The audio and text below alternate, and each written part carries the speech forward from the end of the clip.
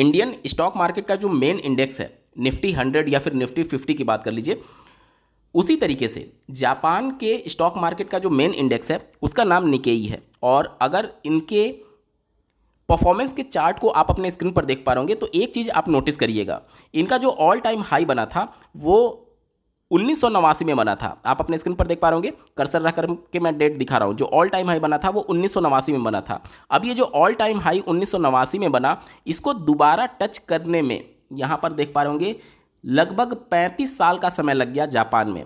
मतलब कि अगर कोई रिटेल इन्वेस्टर 1989 में 1 लाख रुपया निवेश किया रहता और 2024 में जाकर के, मतलब 35 साल बाद भी उसके पैसे की वैल्यू 1 लाख ही होती। इंडिया में लॉन्ग टर्म इन्वेस्टमेंट के लिए 10 साल, 15 साल, 20 साल, 25 साल के लिए लोग प्लान कर रहे होते हैं। अब यहाँ पर सोचिए 35 साल समय लग गया अपने ऑल टाइम हाई को दोबारा अचीव करने में। और 10 साल, 15 साल, 20 साल, 25 साल तो ये मार्केट लगातार नीचे था, यानी 1 लाख रुपया कोई अगर यहाँ पर निवेश किया रहता तो उसका वैल्यू हो सकता है 10%, 20%, 30% ही केवल बचा हो। तो एज ए रिटेल इन्वेस्टर जब हम अपनी प्लानिंग रिटायरमेंट के लिए कर रहे होते हैं म्यूचुअल फंड के माध्यम से, तो क्या ये सिचुएशन इंडिया में भी आ सकती है? इसी से रिलेटेड एक प्रश्न पूछा गया है जो कि आप अपने स्क्रीन पर देख पा रहे होंगे। म्यूचुअल फंड में जो बबल बना हुआ है वो बहुत जल्द ब्लास्ट होने वाला है। अब बहुत सारे रिटेल इन्वेस्टर अपने रिटायरमेंट को प्लान कर रहे होते हैं। इसी प्रकार से सर के द्वारा भी अपने फ्यूचर को प्लान किया गया है और ये अपने रिटायरमेंट को प्लान करना चाहते हैं और इसलिए सारा पैसा जो है वो म्यूचुअल फंड में निवेश कर रहे हैं। इनको डर है कि फ्यूचर में कहीं इनको भी लॉस ना हो जाए और इसके लिए उन्होंने बहुत सारे वीडियोस को देखे कि क्या इंडिया में भी ऐसी सिचुएशन बन सकती है। उन्होंने 2 वीडियो का लिंक शेयर किया हुआ है जिसमें बबल ब्लास्ट होने जैसी जानकारी दी जा रही है। तो क्या ये सिचुएशन इंडिया में भी बन सकता है? क्या आज से 15 साल, 20 साल, 25 साल तक अगर आप निवेशित रहें तो आपका पैसा नेगेटिव में भी जा सकता है, जिस तरीके से जापान में हो रहा है? बहुत इंटरेस्टिंग फैक्ट और डेटा के साथ ये वीडियो होने वाला है, अंत तक जरूर जुड़े रहिएगा। नमस्कार दोस्तों, मेरा नाम है नीरज, आप देख रहे हैं फिनोबेट यूट्यूब चैनल। अगर आप इस चैनल पर पहली बार विजिट कर रहे हैं तो इसको सब्सक्राइब करते हुए बेल आइकन को प्रेस करना ना भूलें। जहां एक तरफ जापान का मार्केट 35 साल बाद जाकर के अपने ऑल टाइम हाई को टच करता है, वहीं पर इंडियन स्टॉक मार्केट का मेन इंडेक्स अगर निफ्टी 50 की बात करें तो 1999 से हमारे पास डेटा अवेलेबल है और आज हम लोग 2025 में हैं। आप देखिए लॉन्ग टर्म में मार्केट हमेशा ऊपर ही जाता हुआ दिखेगा। शॉर्ट टर्म में ये अलग अलग इवेंट्स हो सकते हैं जिसकी वजह से करेक्शन आपको देखने को मिला होगा। जैसे ये 2020 का कोविड के समय का करेक्शन है, इसके साथ ही साथ ये 2008 का रिसेशन वाला करेक्शन है। इस तरीके से आपको अलग अलग इवेंट्स के लिए शॉर्ट टर्म के लिए करेक्शन देखने को मिल सकता है। लेकिन जब आप लॉन्ग टर्म की बात करेंगे तो इंडियन स्टॉक मार्केट ऊपर ही जाता हुआ दिख रहा है। तो जापान के स्टॉक मार्केट में और इंडियन स्टॉक मार्केट में जमीन आसमान का अंतर है। अब ये जो अंतर है उसके पीछे कुछ कारण होंगे और उन कारण को अगर आप समझेंगे तो आप बिल्कुल क्लियर हो जाएंगे कि इंडिया क्या जापान जैसी स्थिति में आ सकता है। जापान इंडिया से लगभग 50 से 70 साल आगे जी रहा है। अगर पर कैपिटा इनकम की बात करें तो जहां पर इंडिया जो है वो $3000 से भी नीचे का है, वहीं पर जापान का जो पर कैपिटा इनकम है वो $35,000 का है। मतलब कि मोटा मोटी 12 गुना ज़्यादा। आप सोचिए इंडिया में एक व्यक्ति के पास जितना पैसा है, जापान में एक व्यक्ति के पास उससे 12 गुना एवरेज ज़्यादा पैसा है। सोचिए, जापान एक डेवलप्ड कंट्री है और इंडिया एक डेवलपिंग कंट्री है। अब मेन डिफरेंस को समझते हैं कि इंडियन स्टॉक मार्केट और जापान के स्टॉक मार्केट में इतना डिफरेंस क्यों है। तो पूरा जो खेल है वो डिमांड एंड सप्लाई का है। किसी भी कंट्री की जो इकोनॉमी होती है वो कैसे ग्रो करती है वो टोटल डिपेंड करती है डिमांड पर, क्योंकि किसी चीज़ की डिमांड रहेगी तभी तो उसको प्रोड्यूस किया जाएगा। जैसे मान लीजिए कि कोई एक जगह है जहाँ पर छोटे बच्चे हैं, तो वहाँ पर क्या होगा, छोटे बच्चों के लिए डायपर की ज़रूरत पड़ेगी, इसके अलावा उनके स्कूल के लिए ज़रूरत पड़ेगी, उनके टीकाकरण के लिए भी ज़रूरत पड़ेगी। तो ये सारी क्या हो रही है, डिमांड हो रही है और इस डिमांड की वजह से वहाँ पर उस तरीके का सिचुएशन क्रिएट करना पड़ेगा, यानी कि उसके डायपर बनाने वाली कंपनी होगी, इसके अलावा स्कूल का इंफ्रास्ट्रक्चर होगा, इसके अलावा वैक्सीनेशन के लिए भी वहाँ पर स्कीम्स चल रही होंगी। तो ये सारे डिमांड की वजह से पॉसिबल है। और वहीं पर मान लीजिए कोई दूसरी जगह है जहाँ पर मैक्सिमम जो कैंडिडेट हैं या फिर रहने वाले सिटीजन्स हैं वो 50 साल से ऊपर के हैं, तो क्या उनको डायपर की ज़रूरत है? नहीं है। हाँ, उनके एज के लिए डायपर की रिक्वायरमेंट हो सकती है, लेकिन वो भी सबके लिए नहीं, लेकिन बच्चे के लिए सबके लिए डायपर की रिक्वायरमेंट हो सकती है। इसके अलावा उनको स्कूल नहीं जाना है तो स्कूल का इंफ्रास्ट्रक्चर नहीं होगा, इसके अलावा उनको वैक्सीनेशन नहीं कराना है तो वैक्सीनेशन के लिए इंफ्रास्ट्रक्चर वहाँ पर नहीं होगा।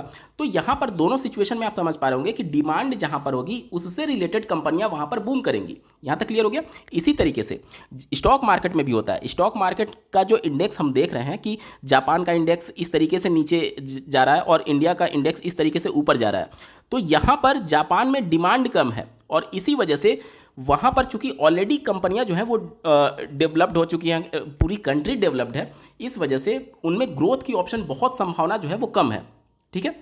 इंडियन टोटल जितनी पॉपुलेशन है उसका अगर मीडियन हम लोग निकाल दें, यानी सभी लोगों के एज का एवरेज निकाल दें, तो वो आता है 28 ईयर्स। यानी कि इंडिया की जो औसत आयु है टोटल पॉपुलेशन का वो 28 साल का है। अब आप सोचिए, इंडिया इसीलिए युवाओं का देश बोला जाता है, जबकि जापान का डेटा मैं आपके सामने रखता हूं। डेटा आप अपने स्क्रीन पर देख पा रहे होंगे। मीडियन एज यानी एवरेज एज जो जापान की है वो लगभग 48.5 ईयर है, मतलब मोटा मोटी 49 साल का। जहां पर इंडिया की एवरेज एज 28 साल है, वहीं पर जापान की एवरेज एज 49 साल है। यानी कि जो इंडिया युवाओं का देश है, वहीं पर ये बूढ़े लोगों का देश बन चुका है जापान। अब आप सोचिए, 28 साल का जो व्यक्ति है उसके लिए जो ज़रूरतें हैं और 49 साल का जो व्यक्ति है उसके लिए जो ज़रूरतें हैं वो अलग अलग हो सकती है। 28 साल के व्यक्ति की इस एज में जाकर के शादी हो रही होती है, उसके बच्चे होंगे, उसके बाद से बच्चों को पढ़ाने के लिए स्कूल की ज़रूरत पड़ेगी, इसके बाद से बच्चा ग्रोथ करेगा, कॉलेज जाएगा तो कॉलेज इंफ्रास्ट्रक्चर की ज़रूरत पड़ेगी। लेकिन एवरेज एज जो 49 साल जापान में है, अब उनकी ऑलरेडी शादी हो चुकी होगी, उनकी ऑलरेडी बच्चे पढ़ लिख चुके होंगे, तो वो सारी चीज़ें ऑलरेडी हो चुकी होंगी। तो यहाँ पर डिमांड ऑटोमेटिक कम हो जाएगा जापान में। अब जब डिमांड नहीं रहेगा तो उस हिसाब से उस कंपनी को, प्रोडक्ट बनाने वाली कंपनी के प्राइस कैसे बढ़ेंगे? जब डिमांड ही नहीं रहेगा तो पैसे कैसे बढ़ेंगे? जैसे ऐसे समझिए, मान लीजिए कि कोई वस्तु है और इसको खरीदने के लिए 100 लोग अवेलेबल हैं, तो 100 लोग चाहते हैं कि मुझे ये वस्तु मिल जाए। तो इसके लिए क्या करेंगे? ये मनमाना बोली लगाएंगे कि मैं उस वस्तु के लिए 150 दे दूंगा, कोई कहेगा 200 दे दूंगा, कोई कहेगा 500 दे दूंगा। तो चूंकि यहाँ पर हमारे पास सप्लाई कम है लेकिन डिमांड 100 लोगों की है, इस वजह से इसका प्राइस ऊपर जाना तय है। लेकिन ऐसे समझिए कि मान लीजिए कि 100 वस्तु है और उसको खरीदने के लिए केवल 5 ही लोग हैं। अब जितना वस्तु है उससे कम ही लोग हमारे पास अवेलेबल हैं, तो ये तो सस्ते से सस्ते में बिकेगा ना। क्यों? क्योंकि यहाँ पर सप्लाई बहुत ज़्यादा और डिमांड कम है। इसका मतलब कि जहाँ पर डिमांड कम होगा वहाँ पर ग्रोथ की संभावना लगभग खत्म हो जाती है, और जहाँ पर डिमांड ज़्यादा है वहाँ पर ग्रोथ की संभावना बनी रहती है। इंडिया में अभी इंफ्रास्ट्रक्चर की बात कर लीजिए, अभी हम लोग डेवलप्ड नहीं हुए हैं। फार्मा की बात कर लीजिए, अभी हम लोग डेवलप्ड नहीं हुए हैं। या फिर किसी भी सेक्टर की बात कर लीजिए, अभी हमें डेवलप होना बाकी है। टेक्नोलॉजी के मामले में जापान हमसे लगभग 100 साल आगे जी रहा है। तो ये सारी चीज़ें अभी डेवलपमेंट होना बाकी है इंडिया में, इसीलिए इंडिया को ग्रोइंग इकोनॉमी बोला जाता है। और यहाँ पर डिमांड अभी बहुत बढ़ने वाला है, इस वजह से जापान जैसी स्थिति इंडिया में अभी देखने को नहीं मिलेगी। अभी नहीं मिलेगी तो क्या फ्यूचर में हो सकता है? आप अपने स्क्रीन पर इंडिया के पॉपुलेशन का लाइव डेटा देख पा रहे होंगे। ये देखिए, ये अभी आपको दिख रहा होगा 7, ये बढ़ करके अभी 8 हो गया, फिर बढ़ करके देखिएगा ये 9 हो गया। ये लाइव डेटा चल रहा है, यानी कि इंडिया की पॉपुलेशन जैसे जैसे बढ़ती जा रही है ये ऑटोमेटिक डेटा फेच होकर के यहाँ पर आ रहा है। अभी इंडिया की जो वर्तमान जनसंख्या है आप अपने स्क्रीन पर देख पा रहे होंगे, इसको काउंट कर सकते हैं। और साथ ही साथ यहाँ पर जो पॉपुलेशन के ग्रोथ का रेट है वो आप अपने स्क्रीन पर देख पा रहे होंगे। ये अगर आप देखेंगे 1960 से लेकर के और इस पीरियड तक 2000 तक ये जो ग्रोथ रेट था पॉपुलेशन का वो 2% के आसपास का था। ये 2% वाला ग्राफ है, ठीक है, लाइन है 2% वाला। और अभी अगर आप प्रेजेंट में देखेंगे तो ये 1% से नीचे आ चुका है। फिर भी यहाँ पर पॉपुलेशन ग्रोथ जो है वो पॉजिटिव में है, यानी कि एक तो हम युवाओं के देश हैं, मतलब कि 28 साल यहाँ पर एवरेज एज है, और लगातार यहाँ पर जो पॉपुलेशन बढ़ने का रेट है वो अभी भी पॉजिटिव में है। अभी भी 1% के आसपास हमें ये ग्रोथ दिख रहा है। तो भविष्य में जाकर के ये जो एवरेज एज है ये काफ़ी सालों तक ऐसे मेंटेन रहने की संभावना है। और जब ये एवरेज एज मेंटेन रहेगा तो हम हमारे देश में डिमांड भी क्रिएट करते रहेंगे, ठीक है। उम्मीद करता हूँ चीज़ों को आप समझ पा रहे होंगे। वहीं पर अगर मैं जापान का डेटा आपके सामने रखूँ, देखिए ये जापान के पॉपुलेशन का लाइव डेटा आप देख पा रहे होंगे।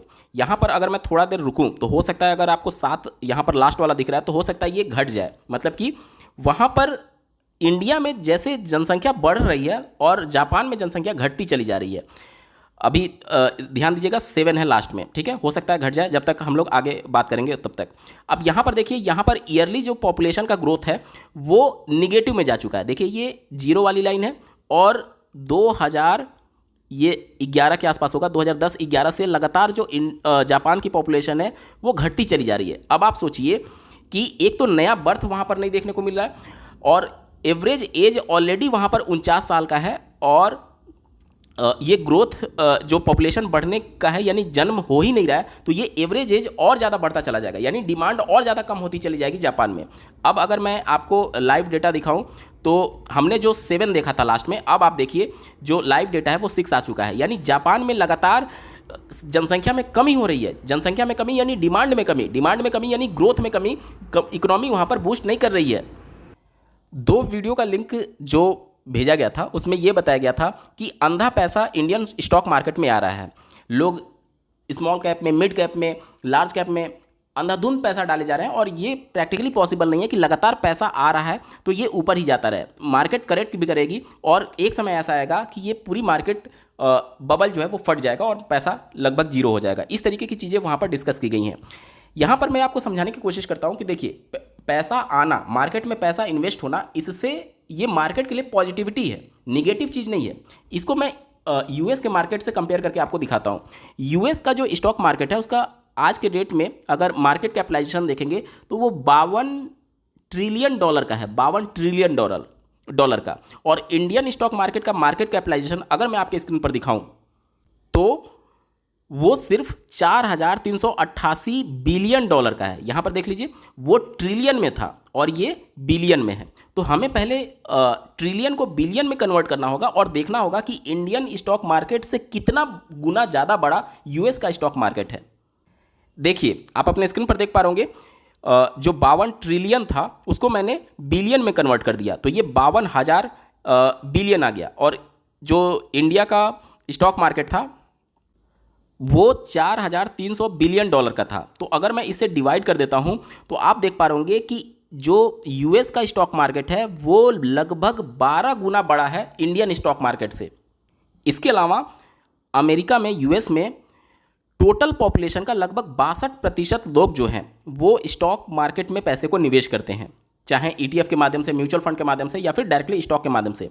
62% टोटल पॉपुलेशन की यूएस मार्केट में पैसे को निवेश कर रही है। वहीं पर इंडियन स्टॉक मार्केट में निवेश करने वाले इंडियंस को अगर परसेंटेज में टोटल पॉपुलेशन से अगर कन्वर्ट करके देखें तो मात्र 5% इंडियन पॉपुलेशन की इंडियन स्टॉक मार्केट में पैसे को निवेश कर रही है। और ये संख्या कितनी थी? 62% यूएस में। यूएस का जो मार्केट कैपिटलाइजेशन है वो हमारे देश के मार्केट कैपिटलाइजेशन से 12 गुना बड़ा है। मतलब कि जितना पैसा हमारे मार्केट में निवेश हुआ है उससे 12 गुना पैसा स्टॉक मार्केट जो अमेरिका का है उसमें पैसा निवेश हुआ है। इसका मतलब कि वहाँ पर भी अंधा पैसा जा रहा है तो वहाँ पर भी मार्केट जो बबल बन जाना चाहिए और वो मार्केट डूब जाना चाहिए। लेकिन हकीकत कुछ अलग ही है। आप अपने स्क्रीन पर नैस्डैक 100 का डेटा देख पा रहे होंगे जो कि यूएस का एक इंडेक्स है। आज के डेट में ये अपने ऑल टाइम हाई पर है, ऑल टाइम हाई को टच कर रहा है। मतलब कि सोचिए 62% पॉपुलेशन टोटल यूएस कंट्री की स्टॉक मार्केट में निवेश कर रही है। इंडिया के स्टॉक मार्केट से 12 गुना पैसा वहां के स्टॉक मार्केट में पैसा लगा हुआ है, बावजूद इसके वहां पर मार्केट अपने ऑल टाइम हाई को टच कर रही है। इससे आप क्या समझ रहे हैं कि इंडियन पॉपुलेशन अभी अवेयर ही नहीं है स्टॉक मार्केट में निवेश करने के लिए। केवल टोटल पॉपुलेशन का केवल 5% स्टॉक मार्केट में निवेश कर रही है। जब ये पॉपुलेशन बढ़ेगी स्टॉक मार्केट में निवेश करने वाली, और अगर सोचिए कि यूएस के बराबर ये हो गई 62% के आसपास, तब क्या हाल होगा इंडियन स्टॉक मार्केट का। तो यहां पर अगर पैसा निवेश हो रहा है इसका कतई भी मतलब ये नहीं है कि ये बबल बन रहा है या फिर फट जाएगा। हाँ, जब भी मार्केट में अंधा पैसा आता है तो शॉर्ट टर्म के लिए कुछ एक निगेटिव खबर की वजह से मार्केट करेक्ट कर सकती है। जैसे कि अगर आप देखें 2020 के बाद से, कोविड के बाद से एक तरफा रैली स्मॉल कैप में और मिड कैप में देखने को मिली थी। बहुत तेजी से ये स्टॉक ऊपर चढ़े थे, लेकिन इस तरीके से लगातार रिटर्न आपको नहीं मिल सकता। मार्केट को निगेटिव खबर की रिक्वायरमेंट थी कि कैसे किसी ना किसी बहाने से मार्केट करेक्ट करे। और वो निगेटिव खबर कहाँ से शुरू हुई? वो निगेटिव खबर शुरू होती है सितंबर 2024 से, जब जो थर्ड क्वार्टर था उसका रिजल्ट जो था वो काफ़ी बुरा आ रहा था। इसके साथ ही साथ बहुत सारी निगेटिव खबरें एक साथ आना शुरू हो गई। जैसे अभी उसी निगेटिविटी चली रही थी कि उसी के बीच में जो टैरिफ वॉर था वो शुरू हो गया, अलग अलग कंट्रीज में वॉर चल रहे थे। इसके अलावा इंडिया पाकिस्तान में भी सिचुएशन सही नहीं थे, जिसकी वजह से निगेटिविटी इतना ज़्यादा फैल गई कि ये जो करेक्शन था वो खिंचते खिंचते खिंचते खिंचते अप्रैल के 7 तारीख तक जाकर के ये अपना बॉटम बनाया हुआ था।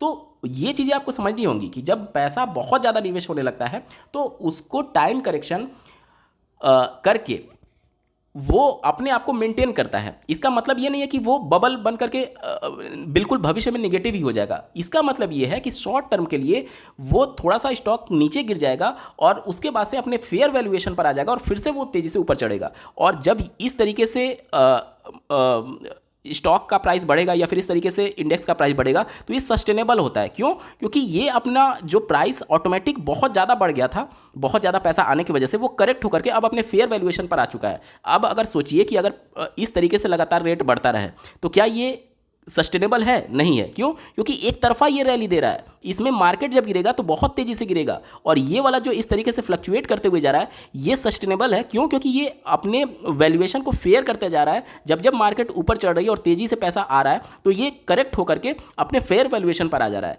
तो ये जो करेक्शन होता है मार्केट में 2 साल 3 साल पर 4 साल पर वो बहुत हेल्दी है और जितना ज़्यादा करेक्शन होगा उतना लॉन्ग टर्म में आप ज़्यादा पैसा बनाएंगे। तो जिन भी लोगों के मन में ये भय उत्पन्न होता है कि आने वाले 10 साल 15 साल 20 साल तक अगर हम निवेश करते रहें और जापान जैसी स्थिति हो गई तो हमारा पूरा पैसा ही डूब जाएगा, ऐसा स्थिति इंडिया में नहीं आने वाला। जापान की कंडीशन ही अलग है। आज से लगभग 50-60 साल पहले ही वो डेवलप्ड हो चुकी थी। अभी हमें डेवलप्ड होने में बहुत लंबा समय है। इसके अलावा यहाँ की जो पॉपुलेशन की एवरेज एज है वो 28 साल है और जापान में वो 49 साल के आसपास है। वहाँ पर डिमांड ही नहीं है। जब डिमांड नहीं रहेगा तो कहाँ से ग्रोथ होगा?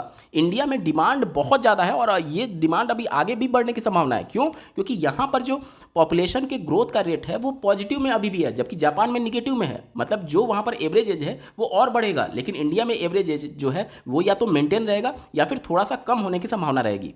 तो डिमांड इंडिया में बहुत ज़्यादा बढ़ने वाला है। अभी यहाँ पर सोचिए सिर्फ 5% पॉपुलेशन पैसे को निवेश कर रही है। यूएस में 62% लोग स्टॉक मार्केट में निवेश कर रहे हैं और वो अपने ऑल टाइम हाई को टच कर रहा है। इंडियन स्टॉक मार्केट से 12 गुना पैसा वहाँ पर निवेश है। तो उतना पैसा अगर इंडियन स्टॉक मार्केट में आए तो सोचिए क्या बूम होगा। तो अभी इंडिया का जो फ्यूचर है स्टॉक्स को लेकर के, स्टॉक मार्केट को लेकर के, वो काफ़ी ब्राइट दिख रहा है। और इस तरीके की खबरें या फिर यूट्यूब पर या फिर सोशल मीडिया पर आने के बहुत सारे रीज़न हैं। देखिए अभी आपने देखा होगा कि आरबीआई जो है वो भी कंसर्न जाहिर किया था कि पहले जो लोग थे वो अपना सेविंग बैंक अकाउंट में या फिर एफडी में पैसा निवेश करना ज़्यादा प्रेफर करते थे। आज के डेट में लोग बैंक में पैसा कम रख रहे हैं और स्टॉक मार्केट में या फिर म्यूचुअल फंड के माध्यम से वो निवेश कर रहे हैं। तो यहाँ पर समझना होगा कि बैंक सेक्टर जो है वो चाहेगा कि आपका पैसा वहाँ पर जाए? नहीं चाहेगा। क्यों नहीं चाहेगा? क्योंकि उनको आप सेविंग बैंक अकाउंट पर वो आपको सिर्फ 3% ब्याज दे रहे हैं और वो जो लोन बांट करके लगभग 10% 12% का ब्याज अर्न कर रहे हैं। तो जब आपका पैसा वहाँ पर निवेशित ही नहीं है, एफडी में भी निवेशित नहीं है, तो बैंक को जो 2-3% पर उनको एक तरीके से लोन मिल जाता था वो लोन अब उनको नहीं मिल पा रहा है। तो यहाँ पर पेट में दर्द तो शुरू होना ही लाजमी ही है। और साथ ही साथ आपको ये भी समझना होगा इंश्योरेंस सेक्टर हो गया या फिर अन्य सेक्टर हो गया, उसका तेज़ी से जो मार्केट कैपिटलाइजेशन है वो डाउन होने की संभावना है। और ऐसे इंस्ट्रूमेंट जिसमें लोग ट्रेडिशनली पहले निवेश करते थे वहाँ से पैसा अब आउटफ्लो हो रहा है और ज़्यादा पैसा म्यूचुअल फंड में या फिर स्टॉक्स में जा रहा है। इस वजह से ऐसे जो भी इंस्ट्रूमेंट से जुड़े हुए लोग हैं वो इसको निगेटिव तौर पर प्रचारित कर सकते हैं और यही चीज़ें होती हैं।